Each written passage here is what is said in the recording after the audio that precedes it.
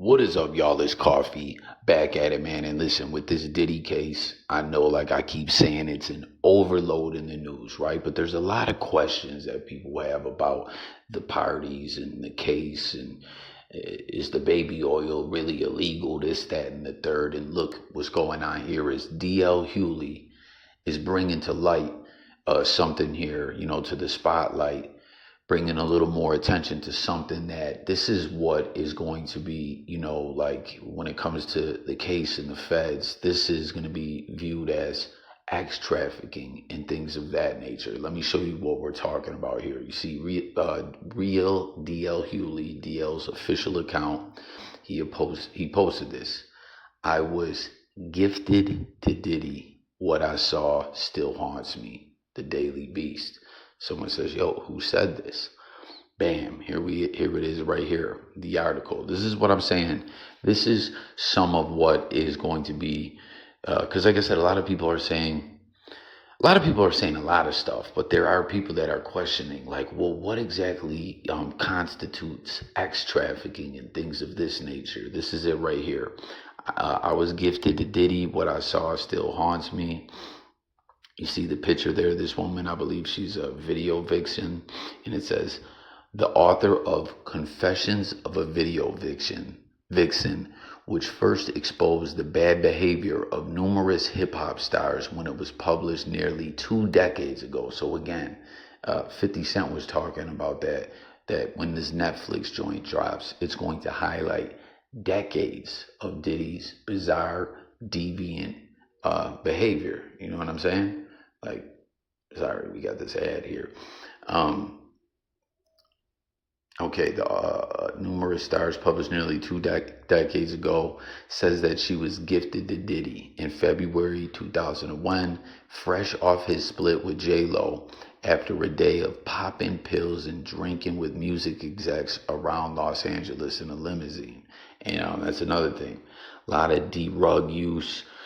When you got D-rugs, what would be considered prostitution, or a woman being, I don't want to say groomed or exact wordage, verbiage, or whatever, manipulated into actual encounters or sold, things like that. That's going to be looked at as sex trafficking. You know what I mean? So this is like, in a sense, a look at some claims that's evidence, and there's going to be numerous claims like this with evidence and things to link it all together. And like I said, the D-rugs is a heavy thing, man. Diddy been D-rugging it up like a motherfucker for years. When the feds just arrested him in Midtown Manhattan in that hotel, he was set to turn himself in on a Tuesday with his attorney, surrendered to the feds. Monday, they come surprise him, arrest him. You seen the footage. If you ain't, TMZ got it. I got it up in a couple of vids, right?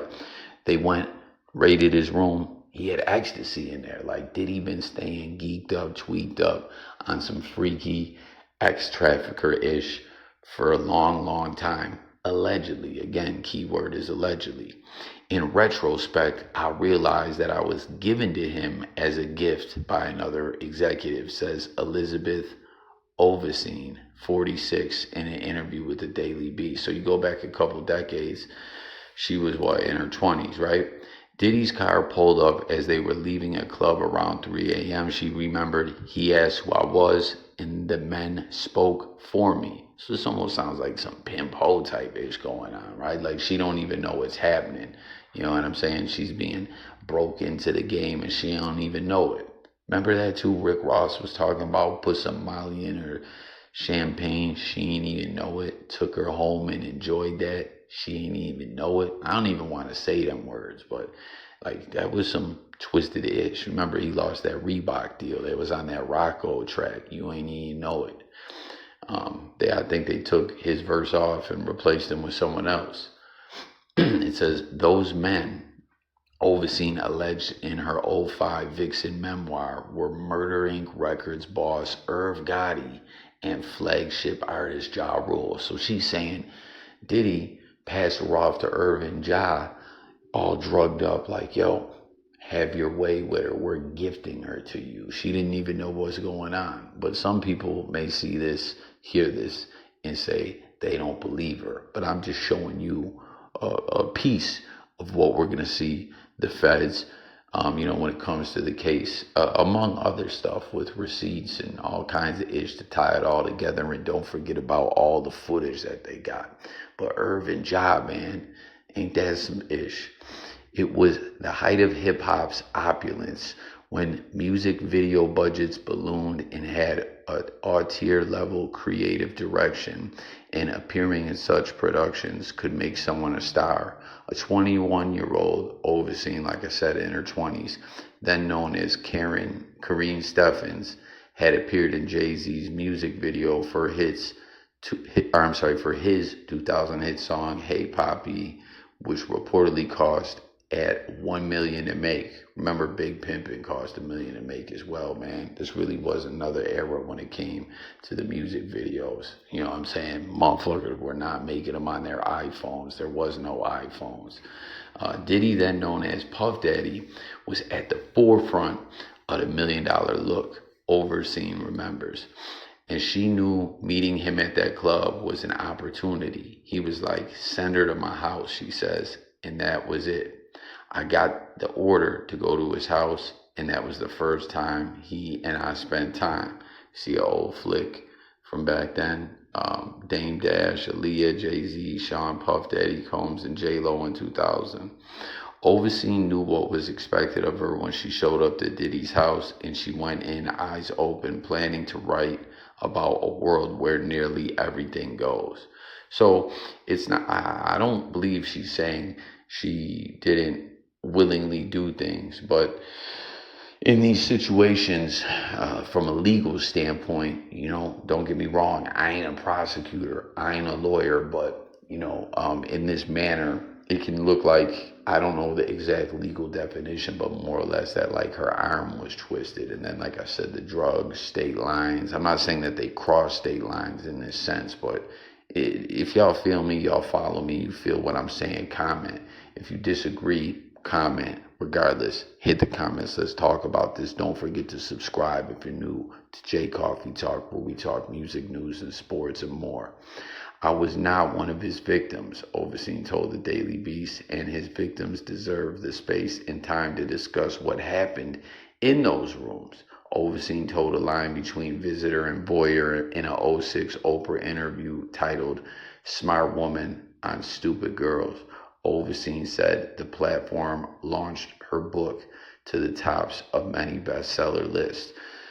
No one wanted to book me at first, Overseen recalled in a 2015 Vlad TV interview. Mainstream media was like, "What is this black girl with her stories with all these black people?" And sounds like she's just keeping it a buck, how the mainstream media looked at her and what she had to speak of. But you see, she's clearly saying she's not a victim. But I'm just saying, like, this type of situation, women being gifted and some of the things she's saying, and we're going to get into here, I believe that she says haunts her to this very day in the D-Rugs and all that, man. You know what I mean?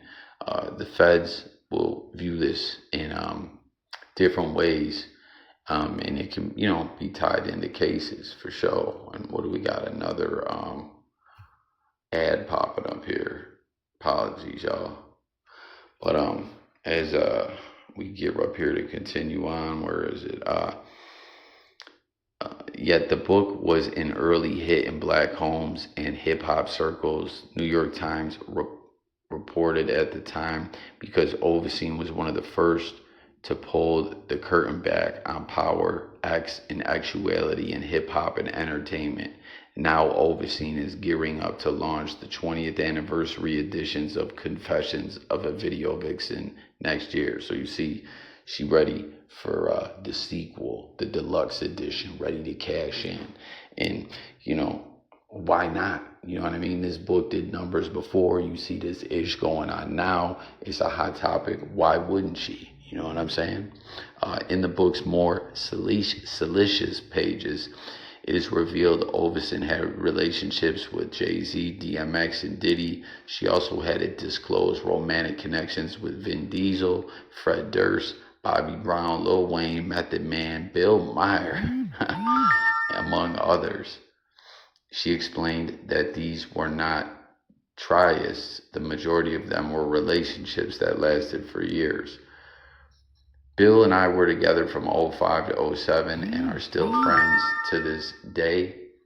Oveson tells the Daily Beast, I love that man. As for other connections, I no longer discuss my personal life with the public. In telling her story, Oveson says she hoped to change the convo around female actual autonomy in a world where women are treated as objects to be used.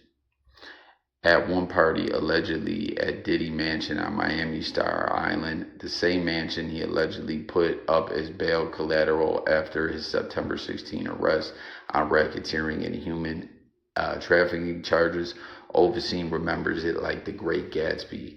Men in tuxedos, topless women in angel wings, champagne and synchronized swimmers on the outside with Group X in bathrooms, trays of hors d'oeuvres and drugs, pills being passed around on the inside. You might choose your pill, you might take your champagne, and that's your vibe for the night, she says. It's effing intense, she adds. And that was